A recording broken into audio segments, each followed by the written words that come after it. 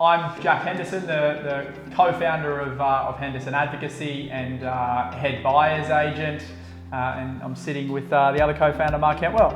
Yeah, Mark Kentwell, MK, Kenny K, and I organise the scaling and the vision side of the business. At the point of filming this video, 25 years old, obviously the head buyer's agent, sort of running the day-to-day operations, doing the majority of the buying and you know, I guess driving the performance of the team.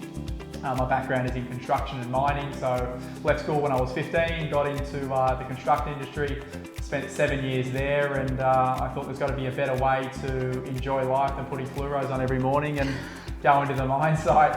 And along the way I was building my own property portfolio, and that was sort of the natural progression to get out of what I was doing and into an industry and a career that I was passionate about. So it went from having people asking me how I did it and what to do, thinking there's got to be a way I can make money out of this. And then I joined another firm in Sydney.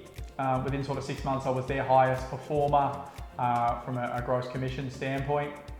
And 5 or 6 months after that, we sort of founded Henderson Advocacy. At the time of recording, I'm 39, and my background, I left school at 16, and I think the first topic I ever liked at school was commerce. I was passionate about, fascinated by consumerism. You know, why people buy things, why people make decisions. My parents bought and sold a heap of property, really just to fund our lifestyle. They came from really sort of low-income backgrounds, started at the bottom of their industries, and they just bought and renovated one house at a time. They never really had a portfolio, but I saw how it funded a life. I could also see some things that could have been done differently, but you know, it came through a different time in the recession of the 90s and whatnot. But I bought my first place at 19. I made my money through, I started in sales of dirt bikes, and I got into Maccas, and I ended up in the mines, did 2 engineering diplomas and 2 trades, and but I was enjoying, you know, the property stuff on the side. My dad had gotten into commercial, and I got interested in that, and I was managing bands and events, and I think that's where I really got into the whole system, scale, and influencing herds of people. And since having a real estate business since 05, there's sort of 100 heads in the org chart of the different businesses I've got now, and I'm most interested in creating high performance engines that businesses can thrive off, because I still think that real estate and buyer's agency is in its infancy in Australia in particular, and across the world really. Like, you know, some great prop tech coming through now, but if you compare it to the evolution of other industries, it's actually moved pretty slow. We want to do that with buyer's agency. I think it's a great time for it. For sure. I sort of reached out to Mark when I was transitioning out of the mines into the real estate scene. You know, we work at the moment between Sydney and Newcastle, and I was living in Newcastle. And I thought, who was, you know, the most prolific and I guess influential real estate agents or practitioners or business owners in Newcastle, and Mark was one of those people. So somewhat strategically, I thought, how can I get in here? So I think we caught up for breakfast one day with a few of the PRD guys, and you know, we were very, very similar and resonated with each other, I think, on many different levels. And then from there, I think a friendship grew first, and it just come to a point in our relationship, and I think my early stages of the career, where we thought with my drive and Mark's vision for the industry, it's probably a partnership that should come together, and it was sort of born, and it all happened quite naturally. And then obviously we founded the business in November or October of 2020, spent that sort of last 3 months of 2020 sort of setting up the office and getting some really basic systems and website and all the rest of it set up, and then sort of February of 2021 we launched, and I think in the 9 or 10 months we've been in operation now, it's been a pretty incredible growth spurt. We've had, you know, with 25 plus staff, you know, doing sort of 2 to 4 purchases a week. It's all happened very quickly. I think proof's in the pudding. Yeah, proof's definitely in the pudding, and like, I think we both agree, it's like tip of the iceberg really. so that journey's pretty accurate. I suppose, you know, we had a similar journey, except we're apart in age group. And when I started business in 22, 23 years old, out of the mines, goatee, earring, like pinstripe suit, no suntan whatsoever. I've been underground the whole time. I sort of started in an industry, and I had paid coaches, which I went through a lot of paid coaching and did everything I can in self-development, but I didn't really have a mentor figure that was friendly, like a friend of mine that was also interested in helping me grow, that would also mutually benefit from that. And when I saw Jack, like as a younger version of myself going through a similar journey in probably a more optimal time, I thought, we could talk about this further. I've been looking into buyers agency since about 2007-8. I went over to the States on multiple study tours from 2011 onwards and really looked deep into it. And I made a call at about 2015 that we would do this at some point. I'd get involved, but I was only interested in doing something that was at least national, if not international. And I think now when we talk about goals of Henderson Advocacy, like yours, say your tagline. It's going to be a global business. It's going to be a global business. Like it just bang, we had the same ideas. And for me, understanding the barriers to why businesses aren't a global business is exactly why I was excited, because I love it when there's a complex problem that others haven't bothered to solve yet. They've tried and then it's failed a couple of times and they've just gone, oh, well, it's not meant to be. Whereas, you know, I see a synergy between the consumer benefiting, the vendors agents in the market benefiting, the buyers agents in the market benefiting. And when I say consumer, I mean vendors and buyers. And then everyone gets a benefit with all the service providers around it. So we've got this sort of slogan that every stakeholder wins. And if you really, really work on that and tweak the dials, you can actually get a model that works for everyone. And we've already proven it in multiple markets of Australia, particularly New South Wales now, but very diverse markets. And we've got some big plans. And the proof keeps coming over and over again. We come up with roadblocks, we work on the roadblock, we fix the roadblock, and now we sort of leap forward. And this year, that amount of transaction count, it would have to be the fastest growing buyers agency in Australia, wouldn't it? For sure, yeah. For sure. I don't think it'll just be advocacy. I think it'll be a Henderson group of companies, I would say, with many different facets of the business, and the end goal is to be global. I know definitely for myself, and I think Mark agrees. Yeah. Like, you know, I don't think there's a business in property other than the public companies like Lend-Lease that has actually, you know, gone to a global scale. You look at people like Meriton, obviously not in advocacy, but in development. They've built a brand around their product or around their buildings, and they're the biggest in Australia, but they're only in Australia, and they're only actually in really New South Wales. They've got a few buildings in Queensland and their first site in Melbourne. But same with real estate. You know, you look at big brands like Ray White and McGrath. Sure, they're all around the country, but just the country. I mean, Ray White, I think, has got a few offices internationally, but no major, footprint in places like the US or Europe. So there's definitely opportunity for that. You know, I like Atlassian. They're an Australian-based tech company, and they're global, and they're killing it on the global stage. And sure, they sell a service. Or a product, sorry, a service is a product as a service. Software as a service. Software as a service. SaaS. But, you know, there's no reason why we couldn't sell, you know, a service globally and just sort of maneuver that into the different marketplaces and how they operate.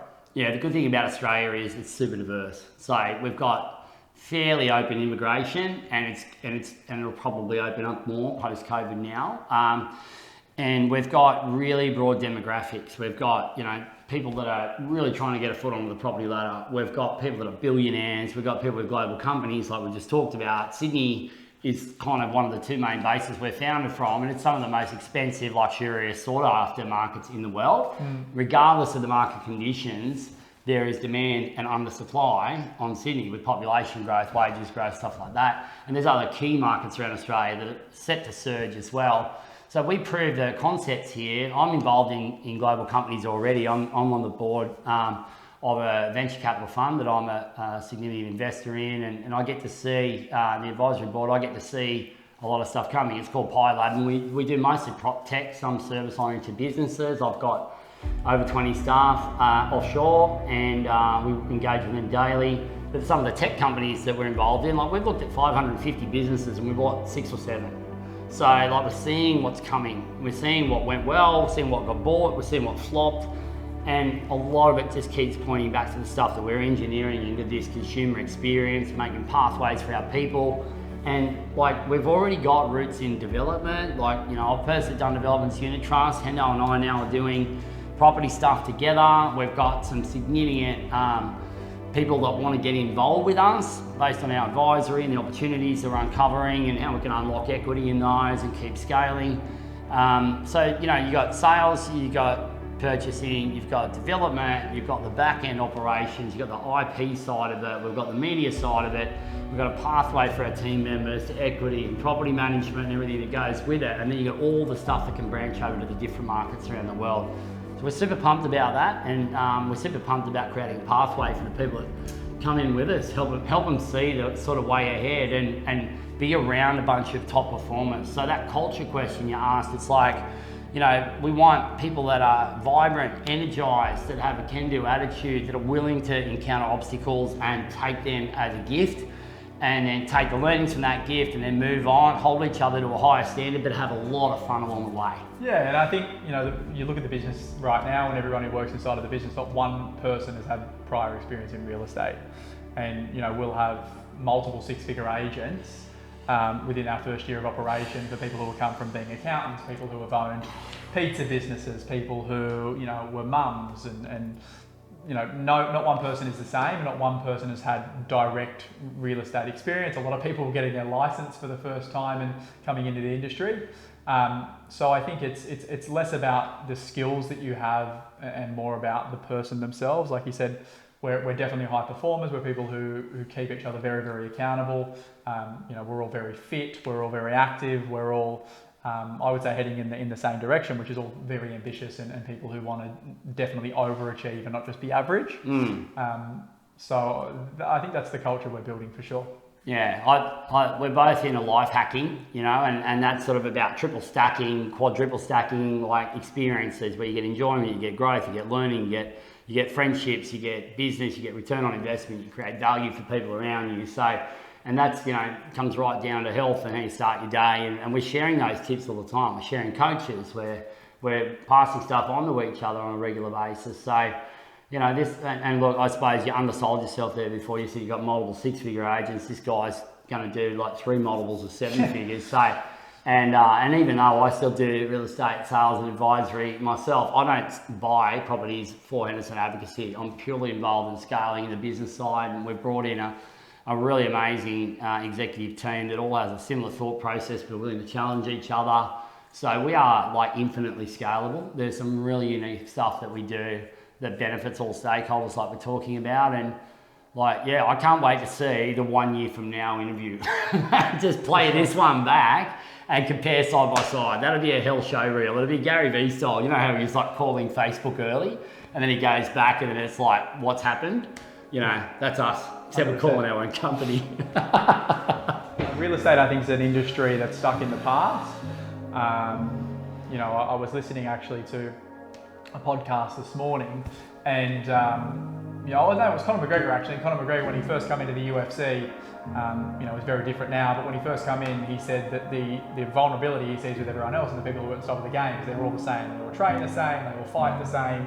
You know, and most professional sports are the same until a polarizing character comes in and changes the way it's done. And real estate's the same. You know, everyone's suit and tie. Everyone's, you know, very, I would say, official. I wore a collar. I wore a collar for this. That's you right. know, my goal in life was to do business in a t-shirt.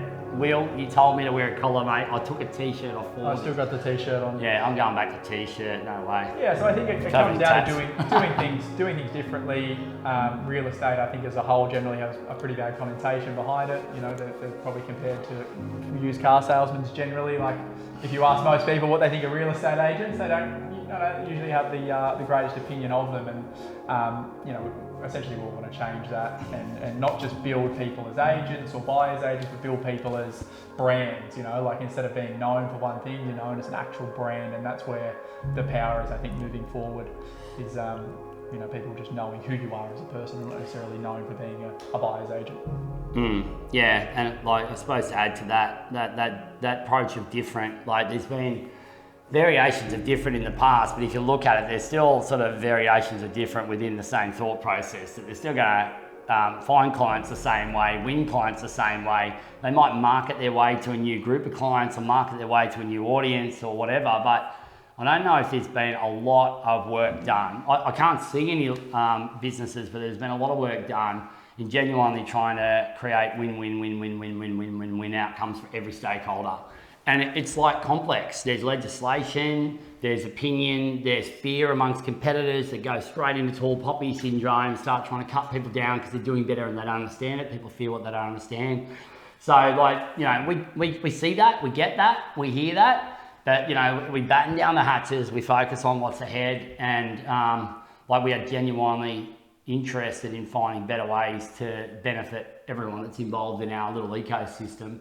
And that ecosystem's getting bigger and bigger. I mean, when we started this, like November 2020, when we sort of started getting serious, it was sort of what we could find was documentation of around about 1% of property transactions in Australia initiated by a buyer's agent.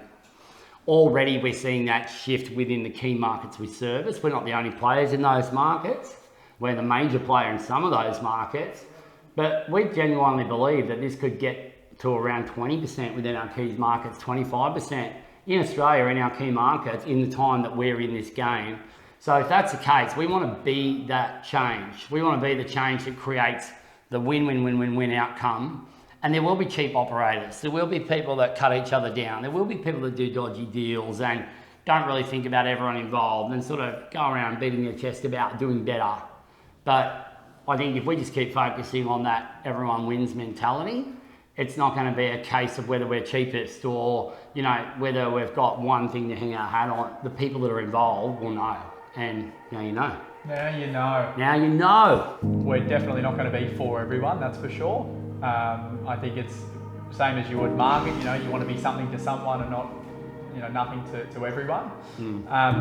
But for all the reasons we mentioned, like, you know, if you're an ambitious person, you've got a lot of drive, you want to be in an environment that is fun to work in and not the traditional real estate, you know, 101, and do it the new way. You know, like to have a media company, for example, to build a brand, to be able to do podcasts, to be able to do things not the traditional ways.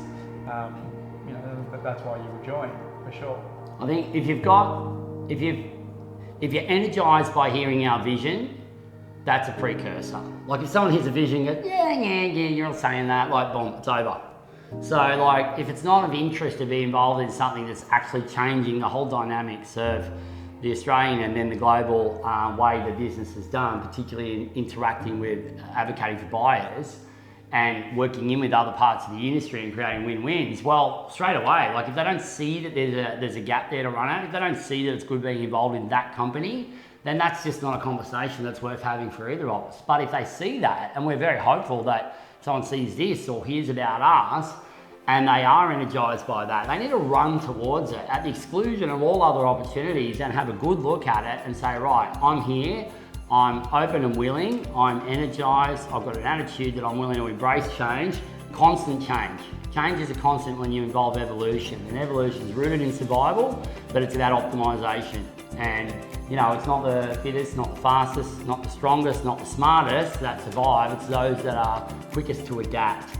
And like we are creating that adaptation. So yeah, if that sounds like you, then we're going to talk. For sure. Thanks. All right. Yeah.